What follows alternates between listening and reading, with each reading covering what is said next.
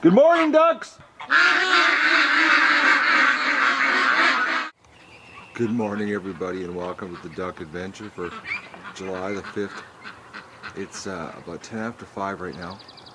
I'm just gonna try to get a couple hours of work in here with the backhoe before they pick it up. I've still got 3 hours left on the clock for the rental, so I'm going to take advantage of it here because I've got to get that trench dug for the drainage on the watering station. So I got to get back at her. Oh, I'm tired, guys. Oh, I've beaten my body pretty good here the last week. It's been like, I think it's 8 or 9 days non-stop of hard physical labor. So I gotta get this done. And then I'm gonna have my coffee. So I'm gonna do this without coffee. Well, it's 8:30. I'm done. I think we have like 1 hour left, but the guys are coming to pick up the machine, so I've got to power wash it, or they charge $200 if you don't return it clean. But let's let the ducks out, and then I'll power wash the rental. Morning, ducks.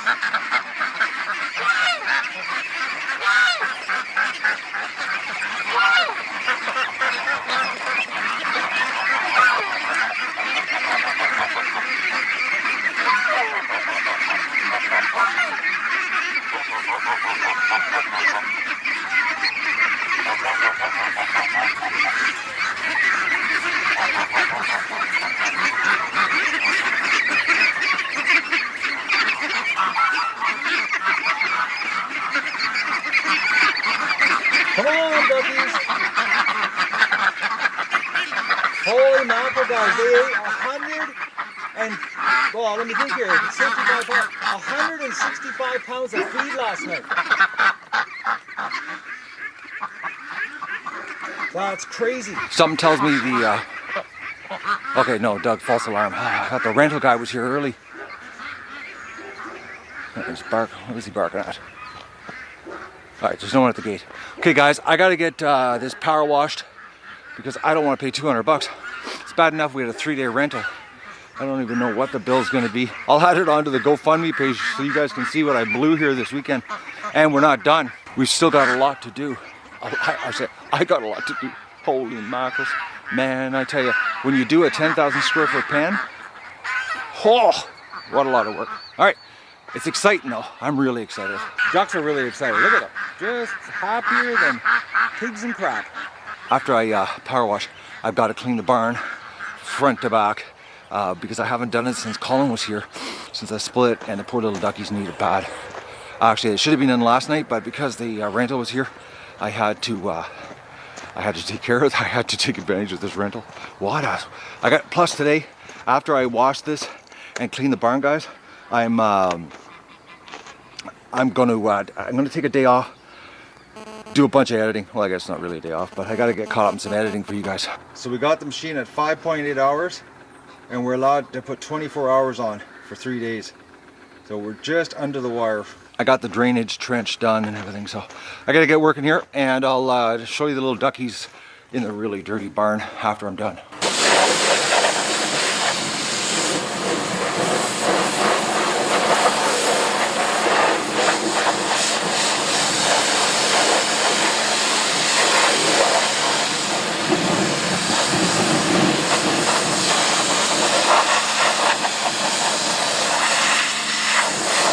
Okay guys, you are my video witness till I have cleaned it. The thing is that this doesn't belong to a local hardware store that rents them. It's some kind of network, and Colin can attest to this. The documentation, put it this way, I've signed less documentation for a mortgage than what they want you to sign for this. And the rules and oh man, it's like you're almost afraid to use it because if you scratch the paint, it's almost like you've got to repaint it. Oh, it's crazy, the paperwork. So I've totally, it's actually cleaner than my truck. It's completely washed, totally power washed. But I just want to give a good video evidence here, just in case any hanky-panky, because I'm telling you, the documentation's crazy. And you got to sign everything in triplicate. It's almost, like I said, it's like getting a mortgage. to rent a freaking backhoe. Sorry, can't even talk here. So it's clean. There's my evidence. I don't believe it though. The paperwork is absolutely nuts. What you've got to sign with these guys. It's nuts. Like the fine print is unbelievable. I got to the point I was reading it and I was like, I just signed. I just need this thing. So yeah, I pretty well got to suck it up, and whatever their conditions are, you got to agree to. Dougie's going to resurface. I found out yesterday, Doug doesn't like the sound of the backhoe because as soon as I start it, he goes and hides. So he's coming back out, Dougie. All right, I got to go change my boots, rubber boots, and we got to clean the barn. Barn has to get done right now. I got to take a couple days and get back into my duck groove here, guys. And it's going to drive me nuts with this pen not done. I'll give you a quick tour of what Colin and I did and what I ended up finishing off this morning and yesterday by myself of just a hell of a lot of work. So we've got this beautiful straight line. I think it's about 126 or 128 feet. I'm not too sure on the top of my head here. Or maybe, yeah, it's around there. I'd have to look at the drawings again. I'm not totally sure here. I'm a little bit blanked out. I mean, oh man, I've been pounding myself hard here. So, but it's an awesome pen size. Unfortunately, guys, you know, the idea of having a pool in here just didn't happen because one, I didn't have a big enough backhoe, and two, the whole situation drilling them was just absolutely brutal. And I'm thinking I'm going to see how it goes here. I got my little tractor with a grater blade, but I'm thinking I might have to get a load of crushed stone to help me do the outside edge of the pen. I don't know yet. So yesterday here, I had to loosen it up with the backhoe so that I can rake it and make it level with the patios, for the patio stones. And wouldn't you know it, about 1.5 inches below the surface, it was just absolutely peppered with rocks. So I had to dig all the rocks out so that I could rake it and get it flat, because it's going to be a step at that end between the poles is going to be a little bit higher than this end. So there's going to be a drop, probably about 1 inch or something like that, or maybe 2 inches drop. And then this end is the water, which is 16 patio stones. And then this is the trench I just dug this morning. Right here, this is going to be 2 lines of Big O are going to go in here, and it runs out to over here. I put some flat stones where the Big O is going to end, just so it doesn't dig a big or erode a big hole, because the ducks will drill the crap out of it. It doesn't matter if it's a rough area, but I found these big flat stones were right here, and they're about 1 foot thick. Oh man, they're heavy. So that's what I did this morning. Plus I moved all the logs over to the log pile, got everything away from the outside perimeter. And then we've got our back line here nice and straight. These poles will never move. The frost is not going to touch them. So the big gate is going to be here, and it swings out towards the, actually it swings out to the left on the screen, and goes out so that the ducks, when I let them out to the rush to the lake, it won't bother them. But unfortunately the gate at the other end, I couldn't do that because of the grade of the land. It would open up into a hill. So there is the gate. So it's a thoroughfare for the ducks. So no matter where they are, if they're front of the yard or down the swamp, they can come right into the feeding station, which is right there. And this way all the mess will be down here. But it's going to be so nice when it's done. Now, when Colin and I were putting in this corner, I didn't plan on it, but I decided I'm going to put a 5 foot wide man gate, because I have a problem in this corner. And what the problem is these poles right here are only 3.5 feet into the ground. And every year, well actually they've already been pushed up by the frost. I'm just looking here. I don't know if you can pick it up in the video or not, but you can see the wire, how it's gone up. It's actually come up about, it looks like about 6 inches so far from the post being pushed out of the ground. So I'm going to have that as a floating wall, and I'm going to reconfigure the staples so that when the pole moves up and down, it doesn't bring the fence up. So basically that's a 10-foot floating fence is what it's going to end up being. And right here I'm going to put a 5-foot man gate hanging off of this post. But I've got a lot of corner bracing to do. I've got all the poles cut, so it's just a matter of spending a day doing the bracing and doing the wire work. But when Colin and I were doing it, I thought, yeah, it's probably a good idea to have a gate at this end. That just saves, walking around so much if you want to go inside. And I can get the lawn tractor through here, being a 5-foot gate. I can still drive the tractor in. A little bit bigger than I would like. 4-foot gate is all I really need for the tractor, but it just worked out with the spacing. That's what I got, was a 5-foot gate. But these posts are going to last a lot longer than my, look at the size of these things, my hand there, just give you an idea. But it was, what my bush gave me. I had basically no choice. This is what was available to me in the bush, in the easiest area to cut. So it's absolutely overkill, because really, for a duck pen, you could get away with 4x4 posts. This is overkill. It's serious overkill. We're talking a foot in diameter, these logs at the base. Actually, guys, this is big enough, or the posts are big enough that this pen could be easily turned into a bison compound, because that's how strong the posts are. It's like serious. This is overkill even for cattle. But this is where the feeding station is going to be. I'm going to put some kind of roof on it. I got to cut some. Unfortunately, I've got to cut some longer poles. I've got 11-footers. I might be able to get away with a whole bunch of 11-footers for the roof. I just would like a little overhang, and I thought if I went into the bush and cut some 14-footers, that I could get a little bit of overhang. And then just what I'm going to do is basically put a frame on top with logs, and I'm just going to throw a tarp over top, because I only need the feeding station when we have the full flock here, because the breeders in the winter, the food's inside anyways. And this way I can but I'm seriously worn out. Oh boys. But just to give you an idea, this is what I got left over on logs. And the thing is that a lot of these logs, well, one is the tops of the trees. As you cut a tree down, the bottom end is the thickest. So a lot of these are the tops. There's a bunch here of corner braces.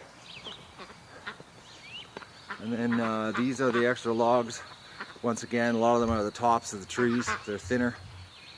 So, and I had to cut a bunch of trees down to get at trees. That was another thing too. I had a couple incidents where the trees got hung up when I cut them. It was a scary situation once. I was by myself there, and I cut a tree down, and it got hung up inside of 7 different trees, and I had to take all 7 down to get it to fall. And the whole time I was cutting 7 trees down, I was watching out the back of my head for the tree that was hung up, and it was a really big one. Actually, I think it was one of these big 16-footers. I think it was this post, this one or the other one, because it was a really big tree that I wanted. No, it was a corner brace. I'm mistaken, because Colin and I cut those down. They were the only 2 trees I didn't have done. Was the 16-footers. I had everything else cut. But I can't thank you guys enough for helping out here. I think it's going to take probably, I'm thinking a couple weeks. But I think I might have to get a load of gravel or crushed stone or something. I'm going to see how it goes with the shovel, because basically, to use the equipment to do what I got to do next, it's all raking and shoveling, so it's just going to be grunt labor. So I got a lot of grunt labor ahead of me here, dirt shoveling. So I think it's probably, by the time I get the corner braces in, do the groundwork so the wire can be tight to the ground to stop the predators from digging into the pen, I'm thinking it's going to be like 10, 12 days before we string wire. I got a lot of prep to do. Because when it comes, wire's the last thing, you gotta have everything, you have everything ready, and then you just basically roll out the wire. So I I'm thinking I might have to get some gravel. One load of gravel is all it's going to take, or crushed stone or something like that. Next time I'm in town, I'm going to stop at the gravel pit. There's a gravel pit on the way into town from my house. I'll talk to the guys, see what a load costs. Because if I had a load, it would make it a lot faster. I could do, I wouldn't have to try to dig up dirt to make things level. But we'll see. I got a lot of cleaning up to do. Who knows, once I clean all of this up, I might have enough dirt to do what I need to do at the other end. It's the other end of the pan that's really uneven. That I got to get the ground, level so that it'll accept the L-shaped wire at the bottom, so the predators can't dig into the pan. But it's going to be just an awesome duck pan. I'm coming, ducks. I'm going to clean everything up. I'm really sorry for the mess. I'm almost afraid to show you guys. I didn't say it. I'm embarrassed to show you the mess of the barn, because I cleaned it out when Colin got here. And rearranged everything to basically to handle 3 days of neglect, because that's what it's been. Yeah, it's not nice in here. Oh boys, we've had 3 dead ducks this weekend. So, but this has to be cleaned right now. It's bad. Honestly, guys, I've never seen my ducklings in a mess like this ever. I feel, I'm a little bit stressed actually, because I got so distracted with this pen that my duck duties, I didn't get them, I didn't do them. I feel bad. But I'm gonna make up for it right now. Stay duck.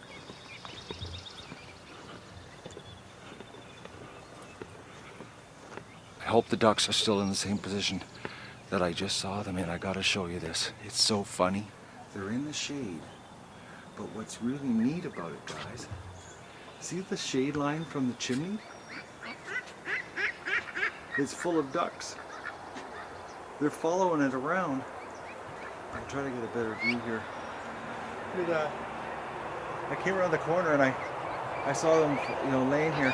And then I noticed, okay, where the chimney is, the shade, there's just a row of ducks. What silly ducks. It's already getting really brutally hot, and it's only 9:30. It's a good day not to be doing a hard labor. It's supposed to be 33 today, and it's already 31. I never been so happy to see the tail end of something orange leaving my property. I can get back to normal here. Having that here really screwed me up. I got the barn cleaned up. So the part that screwed me up is I couldn't do what I'm supposed to be doing, taking care of the ducks. I had, things were put on hold. So the ducks right now have got a nice clean barn. They're really happy. Oh, look at this, everybody's in here. I'm coming out to do your water.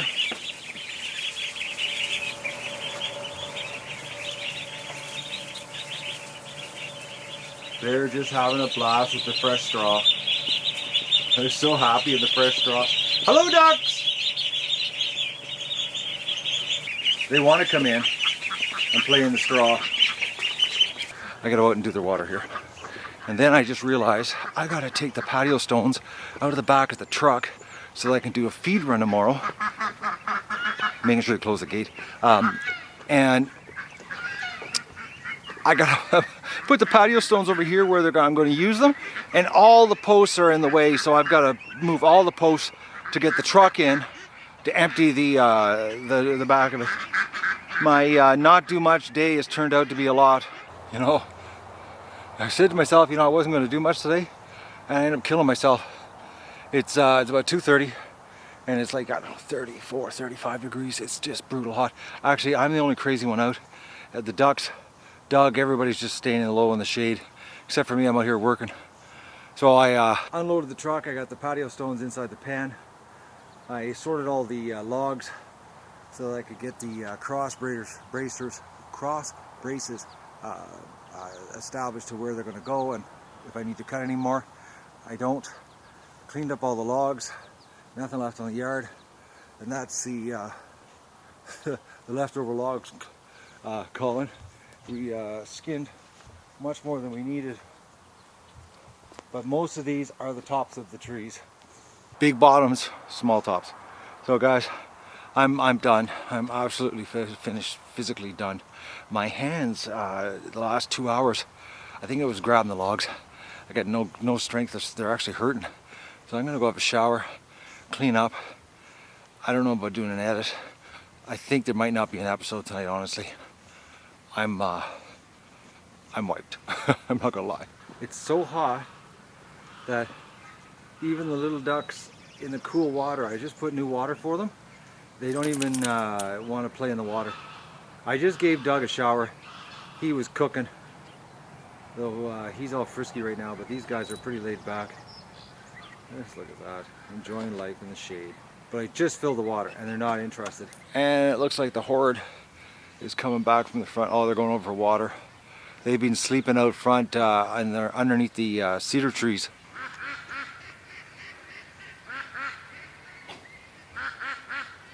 I've got the watering stations over here because I want to keep them out of the pen area. I don't want to get all wet while I was working in there. And oh yeah, there's a serious horde coming.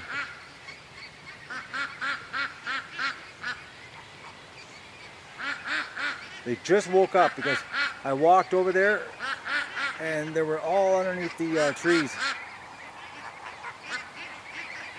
Everybody's coming for a drink.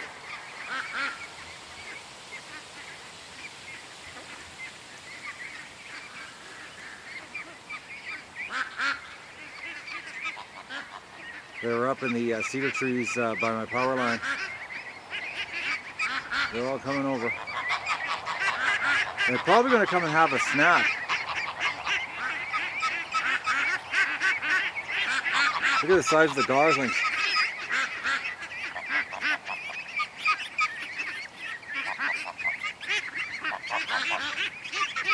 Oh, sorry about the bad camera, guys.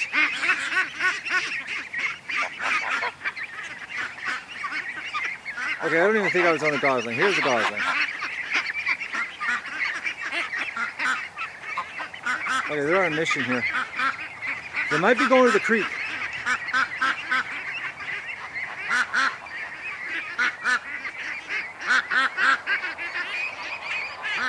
But they just woke up. Speaking of gosling, this morning when I was down here digging the trench for the drainage, the Canada Goose came in with his gosling, and the gosling's changed color now.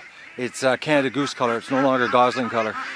But I didn't have a camera with me, so I couldn't give you a view. But I'll try tomorrow morning because they're coming in at the exact same time every day. I think they are going to the lake. Or to the creek at least.